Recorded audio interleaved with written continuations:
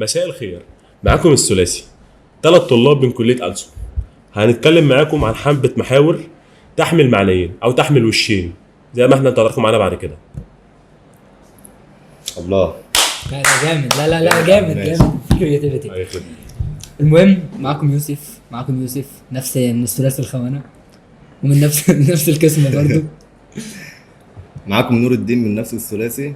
هتكلم عن التخصص الجامعي وعن عدة محاور كانت بتبان في الأول اللي هي حاجة حلوة أو حاجة وحشة، بس بانت بعد كده بعد التجربة عكس تماما من الناس كانت بتتكلم. بالظبط، فاهم اللي هو تامر حسني الجامعة وتدخل تلاقي حاجة ثانية لا هتخش تطلعي لجوه.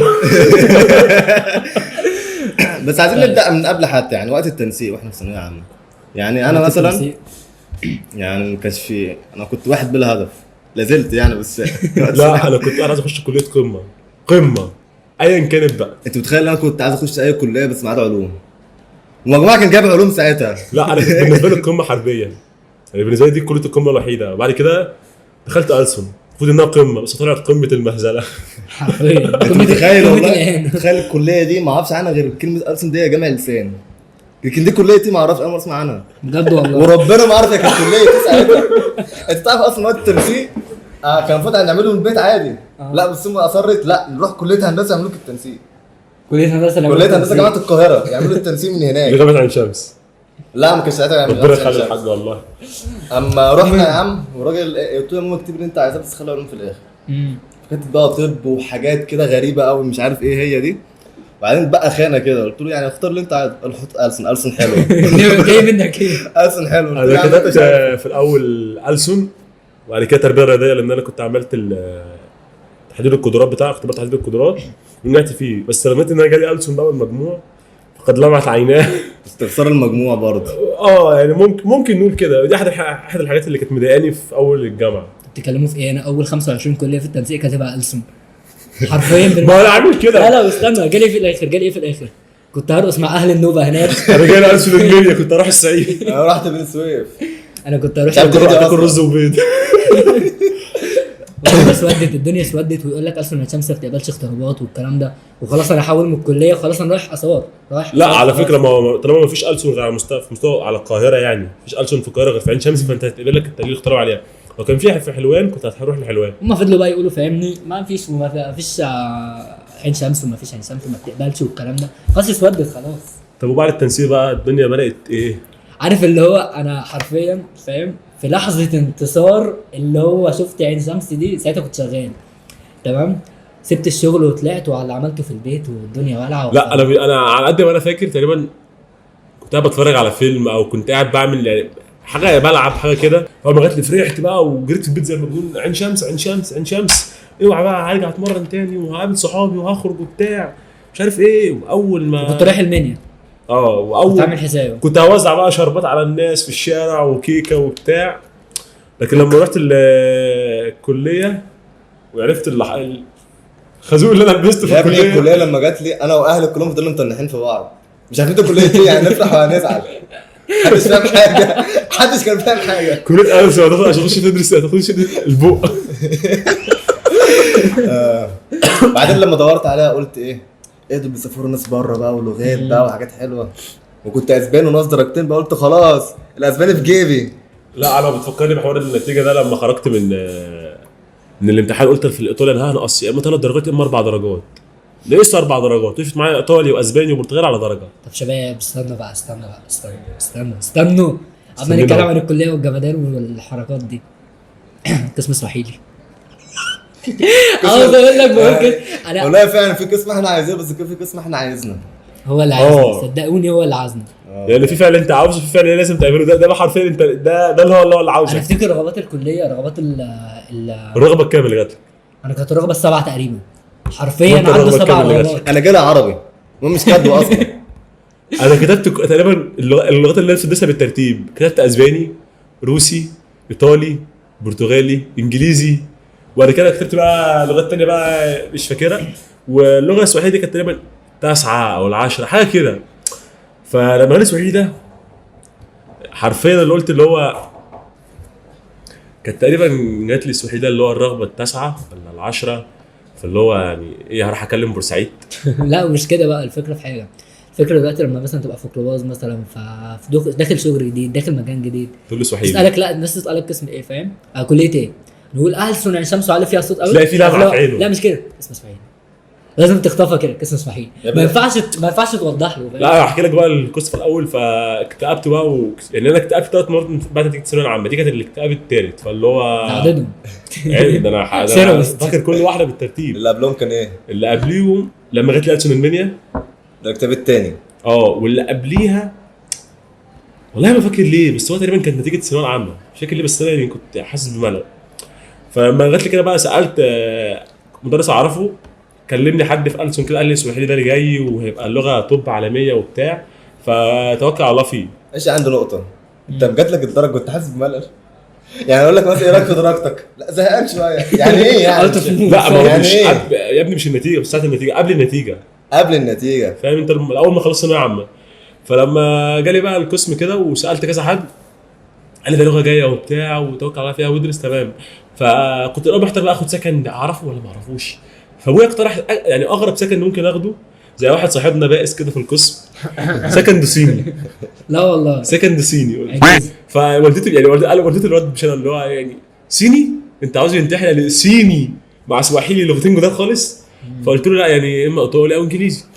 حاجات تعرفها. فوالدي يعني افتكر ان انا خدت ايطالي، فجاي اصلا من كام يقول لي هو انت عملت ايه في الايطالي؟ قلت له ايطالي انا واخد سكن انجليزي اصلا. ف طب كويس، انت والدك يعرف ان انت بجامعه اصلا، يعني انا لسه عيب ثانويه عامه، فاهمني؟ عيب لا انا والدي لسه عندنا واحد زميلنا ابوه بيسوق في اي حته خلاص، هو ما يعرفش هو فين اصلا. انا ابويا لسه مشتور في زون الثانويه العامه، لسه ما مني، ما يعرفش انا في مكان. ولما جات لي حوار القسم ده بقى، قالوا لي اسمع كتير واعمل كتير وحاضر، وانا طبعا في الاجازه فقلت استغل الاجازه.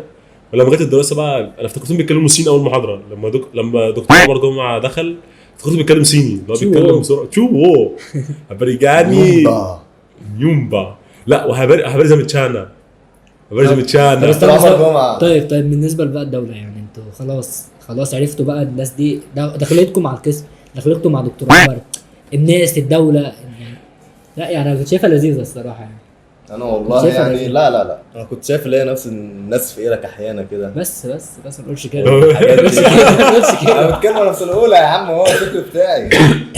بس لما دورت لقيته زينا، يعني عندهم ناس كحيانه وناس غنيه برضه، فاهم؟ فالموضوع عادي على حسب المكان.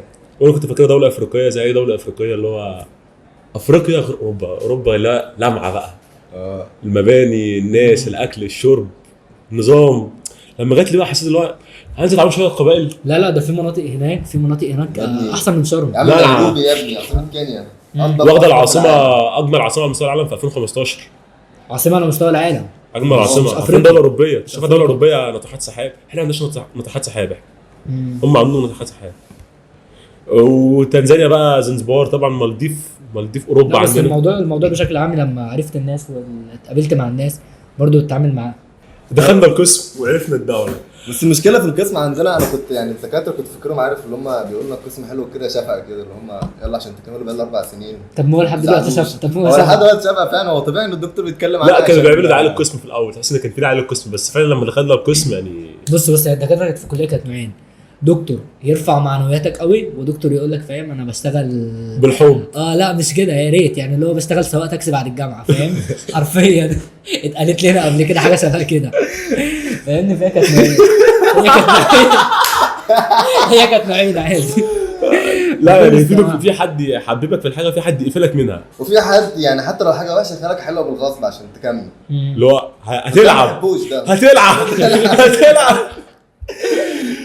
فالموضوع يعني بشكل عام كان لذيذ يعني مع الدكاتره الصراحه. الدكاتره اغلبهم، لا دكاتره القسم معانا بالذات، لا استنى، دكاتره القسم عندنا حاجه غير خالص. الحمد لله ان هم يعني انا كنت واخد فكره عن الدكتور الجامعي اللي هو بشنطه جلد، لابس بدله، حاطط البروش بتاعه، وجايب شعر عوارض بالجيم. فالمهم يعني دكاترتنا فاهمني هم كانوا منقسمين حاجتين، هو واحد يحببك في القسم قوي ويرسم لك ان تنزانيا دي فاهم هو مولود فيها يعني فاهم الدنيا هاي قوي.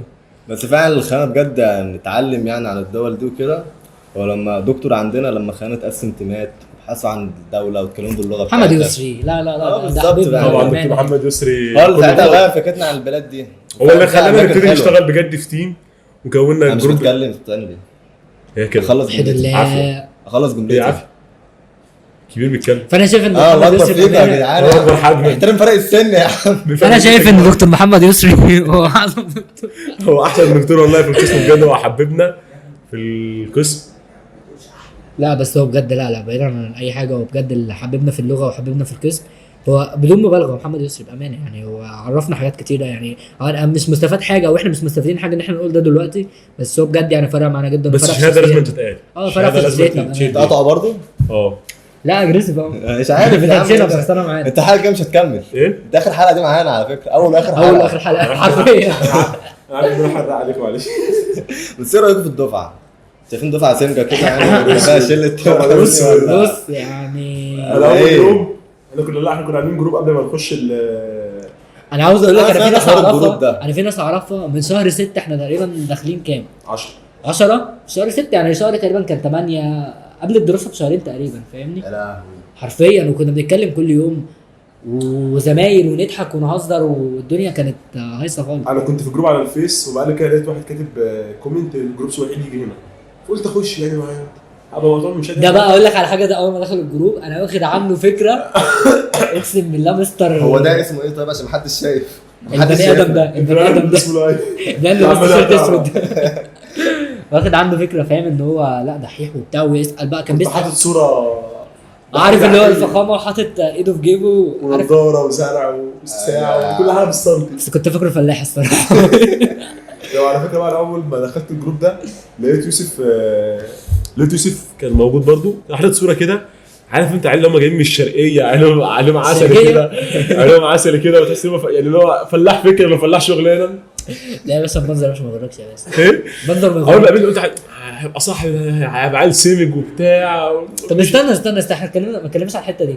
استنى نور اعرفه من اولى ثانوي، السباعي الثانويه العامه. من اولى ثانوي. تخيل كان شخصيه استغفر الله العظيم. هو لغايه بص، دلوقتي هم استغفر بس- الله العظيم.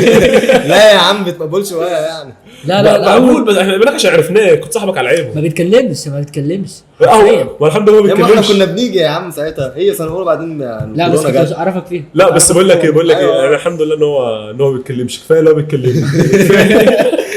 وقتها كان لا حاجة يوسف حلوة. ساعتها بقى كان كنت كان عنده نقد موسيقار. هنا. لا اه، والله شفت- لا شفت. كنت موسيقار يا اسطى، انت فاكر؟ اه فاكر الموضوع ده؟ ايوه يا عم كنت ايه درتي ندي. في الاوركسترا بتاعت المدرسه. لا كنت في حاجه جامده قوي. لما دخلت الجروب بقى اتعرفت على الناس، اتعرفت على مجدي وتعرفت على علي وعلى ناس كتير كده. فدخلت الجروب اتعرفت على ناس بقى من الدفعه معايا. طبعا اولهم استاذ يوسف، ولما كانوا مستنيين اول يوم بقى نتقابل ونخش المحاضره مع بعض كنا داخلين الفصل، قلت يا عم الواد السيبك ده. لا لو ايه بس اول يوم احنا عقبال ما اتقسمنا وكان حصل حوارات كتير قوي كده، فاهمني؟ وكنت منبهر جدا بالمدرج داخل، منبهر بالجامعه. الله ايه ده؟ فصل فصل. الله، لا كل دي جنينه، انا فاهم؟ متخيل اول واحد شفته كان يوسف ابراهيم، اتخضيت، انت اللي جابك هنا. اقول لك بقى على حاجه، أنت اقول لك لو- على حاجه لغايه دلوقتي لما بقرب نفسي عليها كنت مستغرب ان نور على طول ماشي مع الواد السمج على طول لازق فينا، محدش فينا طايقه. هو ماشي معانا ليه؟ هو ماشي معانا ليه؟ والله العظيم ما بهزر. يوسف ماشي معايا بكامل يوسف، فنور قاعد ورانا. قعدنا اول اسبوع الواد عامل نفس الاتيتيود، هو ماشي معانا قاعد ورانا قاعد جنبينا، طلع علم طلع كشكول. طب يا ابني انت ما حدش فينا عاوزك اصلا، انت قاعد معانا ليه؟ انا اول كانت فكرتي يا عن نور- جدعان هو انا من سنه اولى لحد دلوقتي اللي كنت مشطشط. شت ايه يا نور؟ لا الفكره مش كده، بقول لك ان انا فاكر ان انا كنت اعرفه من سنه اولى ثانوي، من اولى ثانوي اعرفه. كان الله في عونك والله. لا وكان الشخصيه لا تطاق الصراحه. ماشي يا جدعان حبايبي والله سلام. ماشي. المهم دلوقتي ايه رايكم في الدكاتره؟ ايه؟ يعني- بجد دكاتره يعني انت نفس فكره الدكاتره، فاكر الدكتور متعاونين جدا وقريبين من سننا، فبالتالي دماغهم انا دي عجباني جدا في القصه. تصدق اللي عاجبني في الدكاتره اللي هم يعني هم مش بيعلموك على مستوى المنهج اللي بيدرس، لا هم اللي عملوك لقدام الحاجات اللي بعد كده. ايوه دكاتره معينين. اه في وفي حط تحت معينين دي. في وفي ايوه لان في ناس بتهتم بس فاهم بفكره بالمنهج، بالمنهج. الماده العلميه فقط لا غير. ارجع لكم تاني بعد المقاطعه ال 18. كمل يا بتكلم عن بقى كنت الدكاترة. بتقول ايه؟ لا كل كان حاجة. يوسف بيتكلم عن الدكاتره. اتكلم يا يوسف. انا كنت بقول لك يعني ما حته ان الدكاتره نايمين، فاهم؟ دكتور فاتك يا يحببك يوسف كمل. بجد يعني انا بتقرب من المايك يا ابني. امبارح كنت بتكلم مع واحد زميلي في الجيم، بيقول لي انه دخل على الناس عين شمس وعايز يحول. اول حاجه بسبب الدكاتره، اول حاجه مش بسبب المنهج، لا هو بسبب الدكاتره. في دكاتره بتعقد بامانه في زي دكاتره الدكاتره اللي هم بيحبوا بقى تقرب لهم بالحب مش عارف ايه الكلام ده كله. قال لي لا الدكاتره عندنا كبار في السن ولازم انت تقرب لهم بقى تتودد لهم وبتاع مش عارف الكلام ده كله. تطبيل بقى. اه وموضوع الشباب ده انا الدكاتره الشباب بحبهم في حاجه وبكرههم في حاجه. يعني احبهم في حته قريبين مننا من سننا، ما بحبهمش في حته بقى لما حد فاهم يبدا بقى ايه يتجه لحته السنبنه. هسميها السنبنه عادي. لا اللي عجبني فيهم المعيدين دول اللي هم مثلا كانوا طلبه يعني من قريب زينا وبقوا يعني معيدين، بس مش بيشوف نفسه لو بحترمهم بحبهم جدا. حاسين بينا حاسين بينا. وده على فكره شيء بيخلينا احترمهم جدا. يعني يعتبر هو سنه قريب من سني بس انا بحترمه جدا. هم حاسين بينا وساعات بيخلونا نعمل حاجات هم نفسهم كانوا نفسهم يعملوها، فبالتالي احنا بناخد خبرتهم وخبرتنا احنا. بالظبط فاهم. يعني لما حد يخلينا نشارك في حاجه هم مثلا يعملوها مثلا بروجكت او حاجه فاحنا بناخد خبرتهم بنضيف بقى عليها البهجه او الرسمه بتاعتنا. طب يا عم لؤي يا عم نور ذاكرنا. وبعدين يعني عملنا بروجكتات بقى وخلاص خدنا خبرته. الشغل ماذا بعد التخرج؟ الشغل نقعد في البيت يا ابني ما كل اللي فاكره يا اما مزمق لي. على فكره الشغلانه الوحيده اللي كنت فاكرها انك تبقى معيد، مش معيد خلاص يعني بس بس مش لاقي غير كده. يا ابني ده اللي معانا في الكليه مش عارفين ايه الصحيح، اللي بره الكليه نظامها ده اللي فكرت فيها في الاول فاهم يعني. ده كانت فكره معاناه الصراحه. لا كانت معاناه. يا هي ما زالت معاناه. هي ما زالت على فكره. انا ساعات اصلا بقول لنا في اسباني مش لسه اقول ده سواحيل لغات افريقيه وبلاد كنت معاه قبل كده وايه شغلها ومش عارف مش كده. كنت معاه في المترو قبل كده صاحبنا قابلنا فبيقول له قسم ايه يا نور، فبيقول له اسباني، فبيقول لي قسم ايه بيقول له سواحيلي. حسيت ان انا حقير قوي صدقني. لا على فكره انا قعدت اول 3 شهور بقول ان انا قسم انجليزي. قسم انجليزي انت متخيل؟ يعني لحد دلوقتي ساعات في ناس معينه بقول لها اسباني مش عشان انا بس عارف القسم عشان هشرح لواحد عقليه مش قادر اشرح يعني اقول لك ايه تاني خلاص كده كفايه. لا زي واحد على الفيسبوك يقول لك لغه السمك تشتغل مع السمك تشتغل في بورسعيد. قلت له ده الناس اللي هي العسل والظريف اشتغل في بورسعيد. هي العايمه فاهم. لا لكن الواحد بقى لما طلع من دائره المعيد بقى والتعليم في القسم كده لا ان فعلا في فرص شغل في كذا مكان. طب انت بتفكر تشتغل بيه؟ السؤال بقى القاتل ده. تفكر تشتغل بيه؟ لا انا عاوز اقول لك اصلا انا داخل موضوع السواحيلي ده عشان عاوزه لغه سهله فاهمني بصراحه. يعني لغه سهله جنب لغه الانجليزي ان انا عاوز اطور في حاجات تانية بعيد عن اللغات عموما. لا انا دخلته عشان هو يعني قلت مش عايز اخد من ألسن خالص. بعد المقاطعه على 22 بتكلم ايه دلوقتي؟ تين عارف اللي هي الصوت ده. لكن 22 مره. لا بالنسبه لحوار الشغل يعني الواحد لا يعني الواحد كان ثانويه عامه كانت دماغه محدوده معرفته محدوده تمام. فالواحد لما دخل القسم ابتدى يعرف حاجات عنه وابتدى بقى خلال السنتين دول نقول السنتين دول الواحد عرف ان في كذا شغل في كذا مجال. ما حبيتش اشتغل فيه الصراحه. ما بحبش اشتغل فيه. ويعني ما مش حاجه حبيتش. انا لغتي مش في اللغه بيرفكت مثلا مش هقول لك زي الانجليزي. ف اذا ربنا كرمني ان شاء الله لما اتخرج ومتقنها باذن الله اضيع فرصه شغل بيها. بالسواحلي ده اذا ربنا حلاوه. عارف الموضوع حلو في السالري فاهم يعني. حاجه نادره. الجامد في الندريه ندرتها ده انت في انسى طلع لسانك ونقع واحد هو الجامد في كده فاهمني. بس يعني لا يا عم الشغل لا شغل حلو على فكره بس هو السواحيلي محتاج انجليزي تبقى انت بيرفكت في الاثنين. يعني سي 3 في الانجليزي. يعني انت محتاج لما تكون على فكره هو اللي بعد السي 2 اصلا في حاجه بس طبعا لو انت متخصص في حاجه تبقى دي 1 ودي 2. يا راجل انا بهزر. انا بهزر. لا دي 1 ودي 2 خلاص تاخد اختبار ايلتس وخلاص. انا بقول لك يعني لو التعمق بقى بزياده ده لا بس انا الاماكن ما بتتكلمش الكلام ده مثلا في حاجه متخصصه قوي اللي هو ايوه برضه مثلا زي العربي. هو مش قصدي زي العربي مثلا فاهم لما حد مثلا بيتعمق ويدرس شعر والكلام ده يعتبر يعني بيدخل على الحاجات دي. لا بس لازم لما تتعلم سواحيلي لازم تكون معاك انجليزي يعني الاثنين اكنك بتتعلم لغه واحده لازم تدرس الاثنين كلهم لغه واحده عشان التعامل على طول بالانجليزي الحاجات اللي استخدامها تبقى بالانجليزي. هم اصلا نفسهم بيتعاملوا بالانجليزي.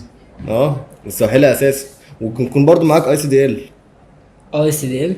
يا ابني عارف المحاضره اللي فاتت لما الدكتور كلمتنا قال لهم اصلا بيكونوا طالبين ناس ايه بالظبط في السواحيلي في تنزانيا كده تتعين مدير من اول مره بس يكون معاك سواحيلي وانجليزي وكمان اي سي دي ال وشويه حاجات كده بس دول اهم 3.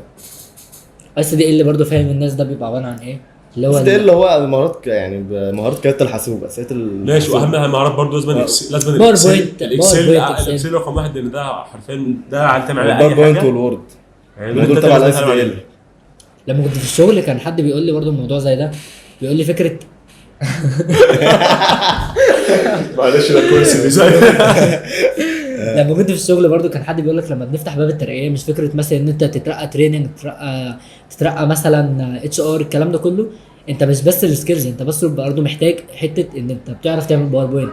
الترينر مثلا مش فكرته مثلا ان هو بس واقف مش هيشرح لك، هتكلم، لا مش هيديك الباتش مثلا وخلاص الموضوع خلص، لا فاهمني. هو برضه محتاج برضه بتعرف تحضر باوربوينت، بتعرف تحضر محتوى تقدمه للناس.